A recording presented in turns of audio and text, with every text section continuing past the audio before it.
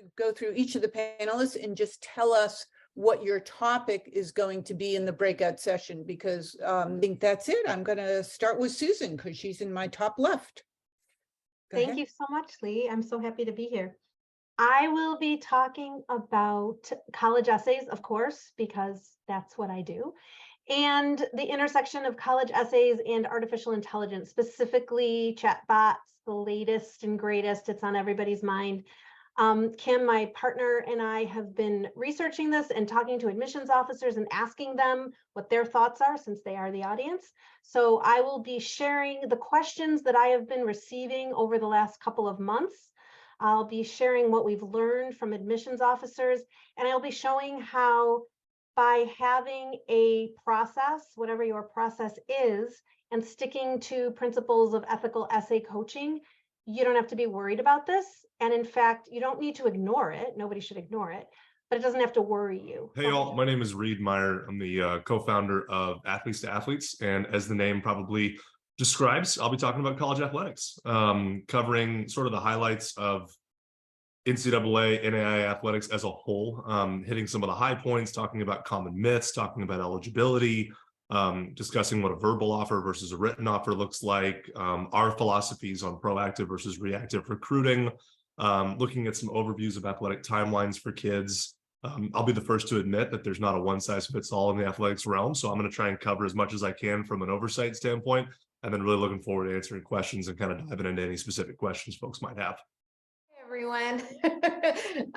Lee and Margaret, thanks for having me. I appreciate being given this opportunity. I have done Susan's WOW. Just FYI, I was in her counselor experience. And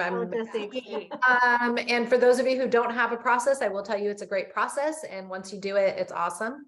Something that we talked about in Belinda is actually, it's like find the expert in what it is that you're doing. So I like to find my experts to support me. So I'm a retired high school teacher. After 25 years, I retired, and I have been in the IEC world. This is going to be my 9th season coming up, class of 24. So, and I stepped out of the classroom, decided this is what I wanted to do with my life, went back and got my counseling certificate, and used my experience of being in a classroom. I taught AP Bio and Anatomy and Physiology, and worked closely with the college counselors, writing letters of recommendations and all of that stuff. And so it was a good transition for me.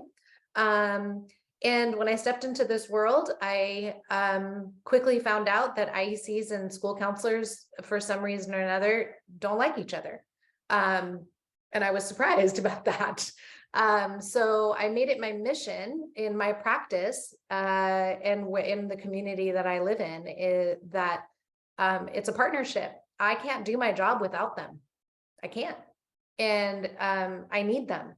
And I need the parents and the students to understand that. And so that's what my presentation is going to be about. It's like how to build that partnership with the school counselor in order to make your life easier. And it benefits everyone. It benefits the school counselor, it benefits me, the parents, and the students.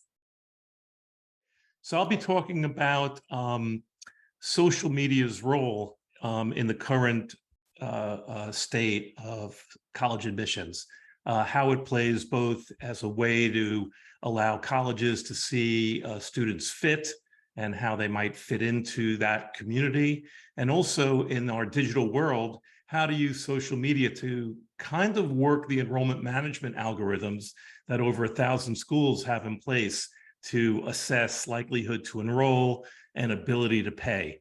So essentially what my conversation is going to be is taking what these students do, using every single day, and how with a few tweaks they can apply it to get some advantage and benefits through the college admissions process. Yes, hi, thank you. I'm with Campanile College Tours, and I'm based out of the San Francisco Bay Area. I'm also an IEC, and we're going to talk today about how do you prepare your students for on-campus visits, in particular visiting with professors. We'll touch on college admissions interviews, but most of the talk is going to be about preparing students to meet with professors. I'm also going to share a couple of essays that students have written and how they answer that why this college essay after they've been on a tour where they've had a really in-depth experience, either sitting in classes and meeting with professors.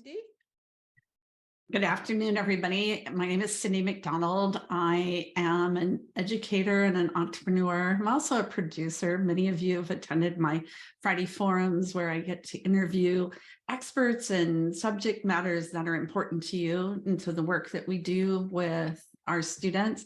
And so as a part of that, I'm going to talk about strategic enrollment management, basically inside the college admissions. It actually, what Alan's talking about and what Elizabeth's talking about, that all fits into the whole overall strategies of college admissions. So it's become a real integral part of what our work is as counselors, as advisors. So we'll have a conversation about that.